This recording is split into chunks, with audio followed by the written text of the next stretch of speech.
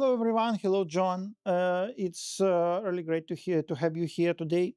And it's first of all, I want to say it's a great and awesome honor for us to have you here and talk with you because, from my perspective, I'm going to say that we're talking with a live legend. We're very thankful for you for all your contribution for this awesome universe. It's an honor from all our Unfrozen team to talk with you and collaborate with you. Now, I guess we can start our interview with some kind of from straight from the beginning, from early days. From Okay. early days. Can you tell us a bit about your younger years? What made you dedicated to making games? Well, thanks very much for having me. It's really a pleasure to be with all of you today, and this is very exciting. Very exciting.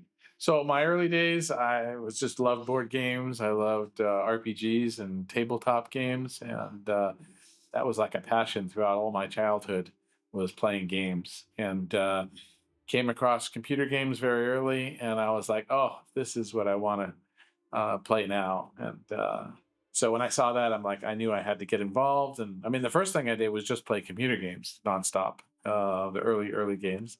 And then I got to the point and I started asking questions. I was like, well, could we add this? Could we add that? Why not this or that? And everyone said, well, why don't you go try it? I was like, really? I know nothing about computers or games or how to make computer games, but that's how it started. Okay, and what was there some like core inspiration, maybe particular board game that led to creating of Might and Magic or Heroes of Might and Magic? Well, sure. Well, of course, the father of all the tabletop RPGs is Dungeons and Dragons, and there was another of other really cool tabletop RPGs, and but you started off as a kid board games playing Risk and Monopoly and stuff like that, and then I got into a lot of the very complicated Avalon Hill strategy war games, and there was a game called Titan. There's all sorts of other, very cool board games that gave me inspiration, uh, both for RPGs and for later for Heroes. But for Might and Magic, it was definitely the tabletop RPGs. Okay, thank you. You played with your friends, right? Absolutely with friends on Saturdays, and it was always so tough to get enough people together every Saturday, and I would be waiting all week to play. And that was what was exciting about computer games. I was like, I can play every day. I don't have to wait for them. No need for friends anymore. I don't need need that. for I can play all the time now, but that was a big motivation, and that you just couldn't get people together enough. And this was a really cool new era, new technology, and new use of yeah. You also said in one of the interviews that you forced yourself to learn a chord. Yeah. Was it difficult? Yes, that was actually very, very difficult. I mean, I was studying math in college, and computer science was only a small department at the university, and there wasn't a lot of information. But so you had to figure it out yourself. You had to, uh, figure. I wrote everything in assembly language and bits and bytes, and just to make things work was just this huge endeavor. But it was like a puzzle in itself, and it was actually quite fun because once you learned what the computer could or couldn't do, I started to understand why the current games did what they did. Mhm. But once I, got more into it, I was like, oh, well, how about this or that? And I started experimenting. And I mean, every game, even since the first one, was always what can the technology do today? And then I would say, all right, let's see what we can do within that abilities.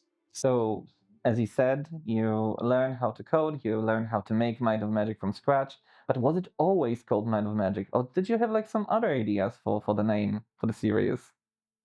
Yeah, that's a good point. So naming a game, I think, is one of the hardest things you can do. I didn't know much about marketing or sales or naming or anything, so I really only had to go on what current role playing games names were, and I thought, well, you had Dungeons and Dragons. There was lots of other games that kind of was a blah and blah. So I sat with a thesaurus and just tried to look for names that matched fantasy and magic, and came up with Might and Magic. And then back then, you go to the copyright offices and you have them look it up and tell you if it's taken or someone's registered or not, and that's really how the concept of Might and Magic. But I really liked it because I wanted the game to be balanced between characters that fight, which is the might part, and then they were balanced against all the characters who would use magic. So that was magic. So it worked. You know, it kind of made sense. A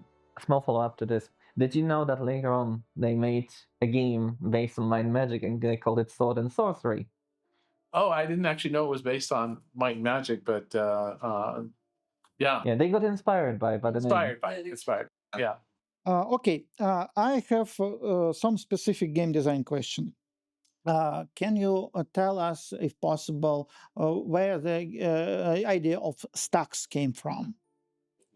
Yeah, so that's a very cool and interesting concept for building a strategy game that I'd been building RPGs, and RPGs combat systems are very what I call on and off.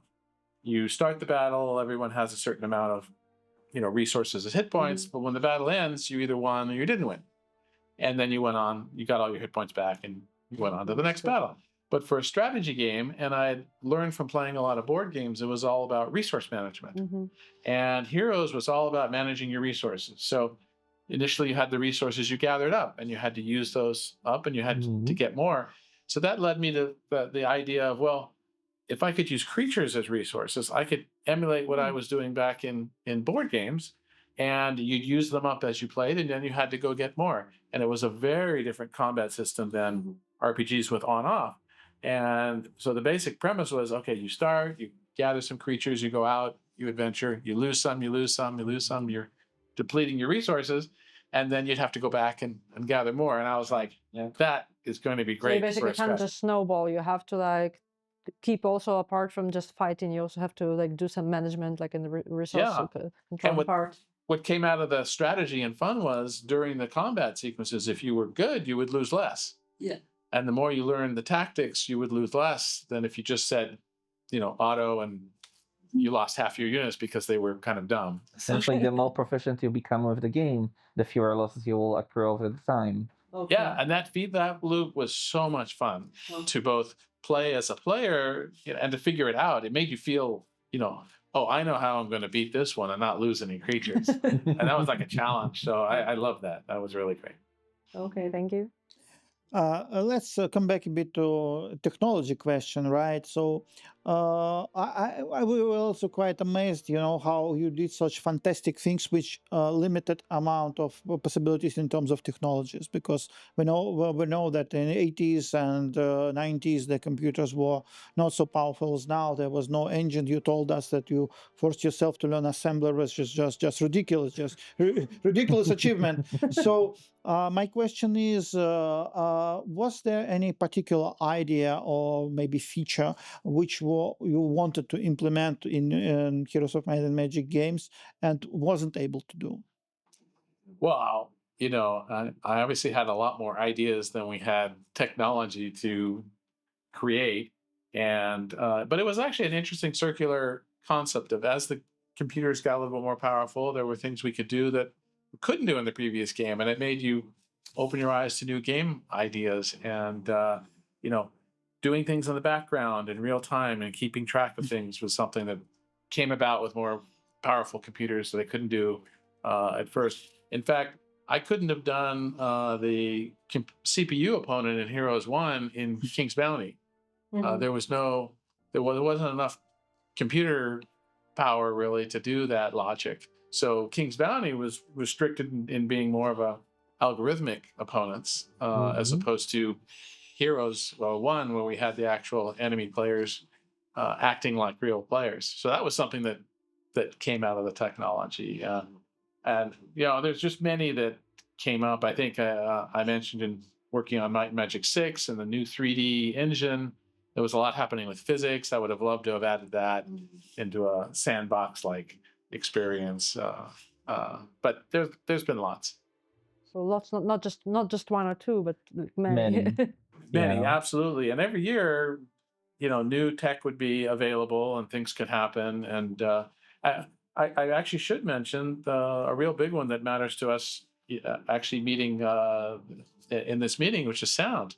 So when I first started making games, I could barely make the speaker make beeps and noises. Beep. Okay, great. It worked. And as the computers got a little better, we could actually have some good sound effects, and we didn't have room for music, right? But Heroes 1 came together when we switched to CD-ROM, which was a huge step.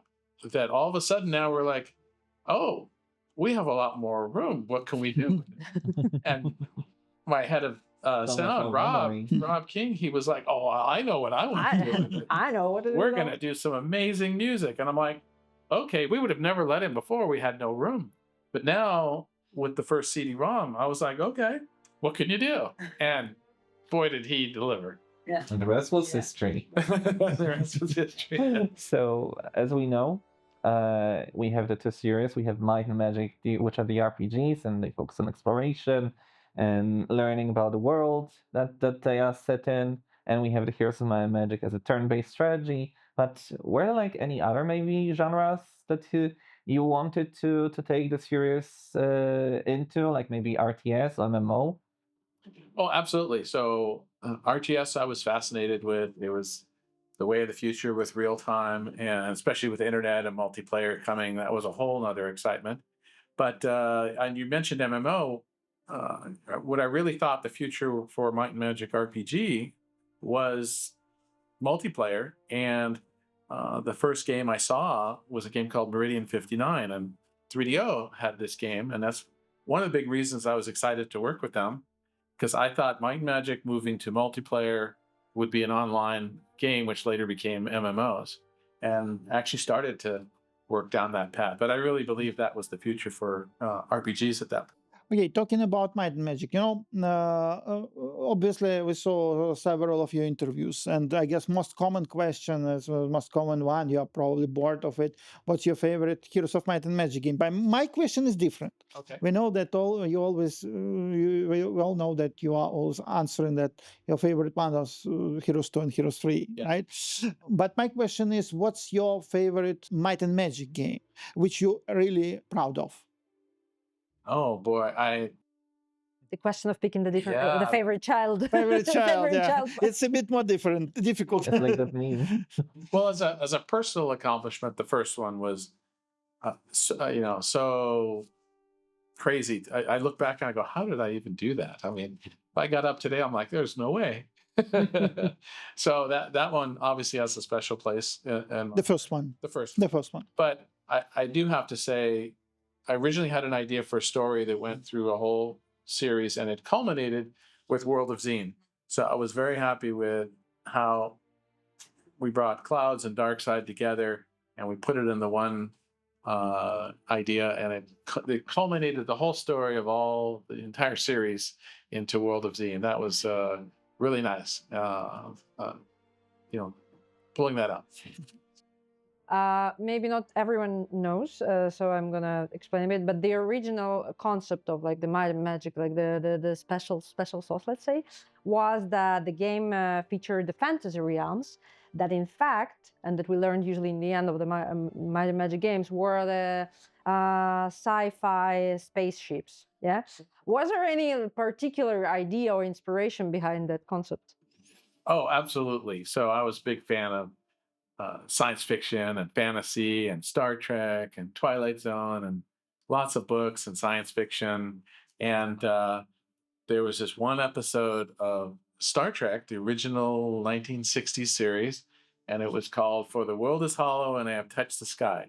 And it was about this asteroid where people lived on the inside, and a guy climbed up the mountain and he could touch the sky. And he said, what's going on here? And of course, the Star Trek, they showed up and they helped save them because it was going to crash into a sun or something like that. And I was like, wow, what if I did a fantasy world and I didn't tell anyone about it? And as the player, you could explore, and at the very end, you could touch the sky. And that was the idea behind the first Might and Magic being on this ship that was going through space.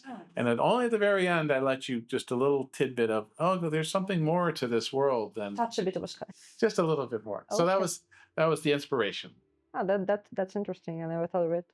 Can you tell us a bit more about the transition from King's Bounty to Heroes 1? What's the story behind it? Sure. So King's Bounty was my first attempt at making a strategy game on a computer, and I think it came out pretty good. It was a lot of fun, and uh, it got a good reception, great reviews, but it didn't sell like the Might and Magics were selling. So I decided to go, okay, I'll go back to just focusing on RPGs. And a lot of people just kept coming back and saying, please make a sequel, please make a sequel. We loved it. We'd love to see a newer game. And I think it was more than 5 years or so before the gap to Heroes 1. I said, okay, I'm going to try again. So it basically needed to grow on people. Yes. Yeah, I think maybe it was a lot of combinations of things. Plus, I think I mentioned the technology. Now that we could actually have computer opponents, that was like, oh, I can do some really interesting things with Heroes 1 that we couldn't do with King's Bounty. And I said, all right, I'm going to try again and base it around these heroes. And then the town types started to come together. And I wanted to use real creatures from mythology that people would recognize. And then everyone starts, well, which town do they belong to? And it started to roll, and pieces started to fit together and make sense. And it was pretty exciting to put that game together, that first one. A lot of unknowns. Had no idea which parts were going to work, and if it was even going to come out any good. So, and after that, there was some kind of philosophy, right, that you are carefully improving the formula, right, from Heroes 1 to Heroes 2, Heroes 2 from Heroes 3, right? Some kind of evolutionary approach. Is it correct? Yes. Yeah, it was take what worked and people were liking, and we internally played the game a lot all ourselves. So we all had our own opinions on which piece of it worked really well and what we didn't have time to do in the first one. Because I think, like I mentioned, the first one took a lot of resources to just build the engine and the technology and figure out how the whole thing worked. Versus the Heroes 2, we had a great base to build from, and we could spend most of the time on the features and the gameplay and the balance. And so I think that really helped the evolution to the second one. And it was a lot of fun. And then it was the same approach to Heroes 3, right? Yeah, absolutely. And but it was actually a pretty large lift for Heroes 3. Heroes 2 had become so successful, and I think there was a lot of mentions from people who worked on 3, like, what are we going to do? How are we going to make a better game? And a lot of great people came together with a lot of ideas and a lot of iteration and taking some of the formula, but keeping the core formula, but expanding on it, both in the RPG sense and through more strategy and better computer opponent. And, internet was getting better. So the hot seat and the multiplayer was becoming a bigger part. And it just grew in all directions, I think, from Heroes 2 to Heroes 3. But it kept the same core and core gameplay. But also speaking of more of the sci-fi of the thing, if it's okay to ask, we know that you had to scrap the Heavenly Forge out of the Heroes of 3 first expansion. If you may tell, what are your thoughts about it, like, after all these years? Maybe, like, what brought you there to this idea in the first place, and what made you make a decision, basically, to remove it after all? Well, yeah, that's a great question. People ask about that a lot. So Might and Magic, the RPG series, I had no problem with fantasy with a little bit of sci-fi. But when we moved to Heroes, I wanted it to be just a fantasy game. And in fact, I wanted the characters to be recognizable from mythology and not just something I made up in the Might and Magic universe. And we wanted to stay where that was very recognizable. But as we built Heroes 1 and Heroes 2 and Heroes 3, everyone wanted a new town and a new castle and more creatures. And we started to run out of things to do. And one of the team members, said, hey, why don't we try this? And I guess it got leaked out to the fans, and they just were not happy. And once we heard that, we're like, well, if the fans aren't happy, this is a problem. Let's take it out. Okay, interesting. So it was So that's why conflicts appear. Yeah, it was all about fan feedback. Okay, that's interesting. I know I was actually kind of interested in that originally. That science fiction was not supposed to be part of Heroes. Okay. But and when someone tried to slip it under the door, they were like, "No, we don't want it." I have a bit of a small follow-up question. Was Conflux originally meant to be in Shadow of Death, or was it an actual replacement for the Forge?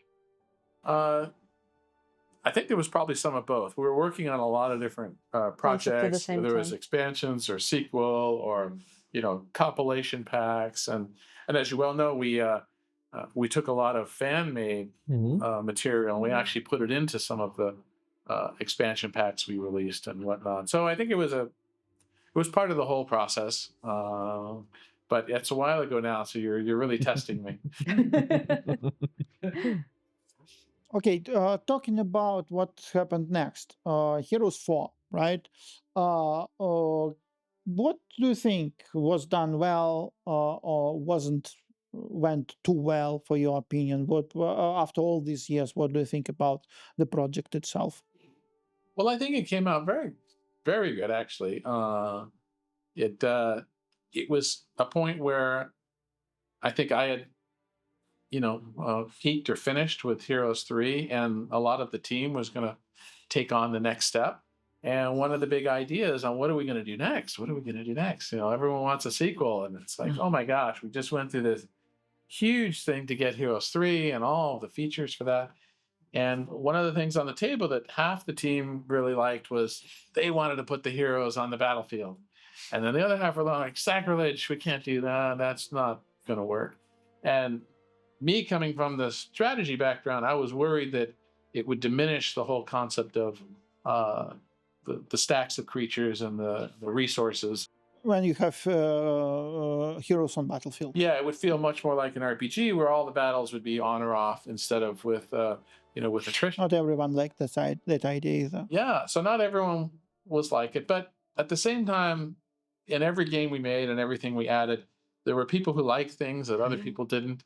And making these games was all about, I want you to play the way you want to play. If you want to be more RPG, play more. If you want to be just strategy and play it that way, on difficult, on easy, it's up to you.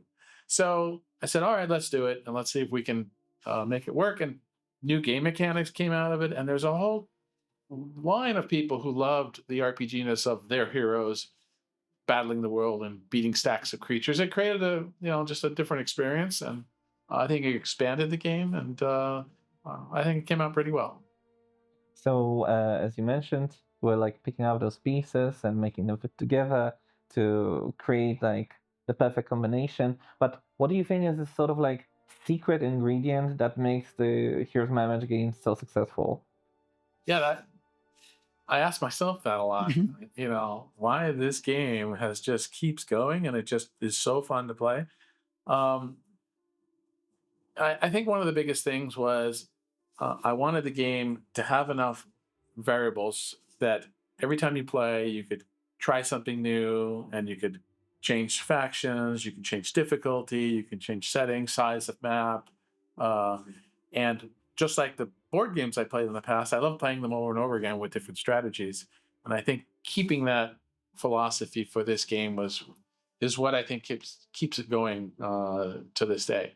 And yeah, I think that's a big part of it. Okay, probably last question, but obviously big one. So you played Olden Era demo. What's your impressions about the game? It's a beautiful game. I am so impressed by the lift and what you guys have built and how cool it is. I am just very excited. We built these games over years and years from multiple games and adding to technology, and you're having to do it all at once. And it's very impressive. And the game's beautiful, and I think it captures a lot of the basic essence of the Heroes 2-3 era. Plus, you have features that come from all over the different Heroes games that the fans like or they've invented themselves. And really, it's a very big and massive undertaking, and really great. I'm really impressed, and I'm happy now to be able to help a little bit. And see this thing through. We really appreciate it, John. This seriously and really means a lot for us. Thank you for such kind words to address in our humble project, and we're also looking forward for our collaboration and teaming up. And again, it's talking with you and to collaborating with you. It's a huge, huge honor for us, and we're very, very thankful for that. It's an absolute Oh. delight. Thank you so much. I really appreciate Great it. And pleasure. I think this is great. Thanks again. Thank you. Thank you very much. Thank you.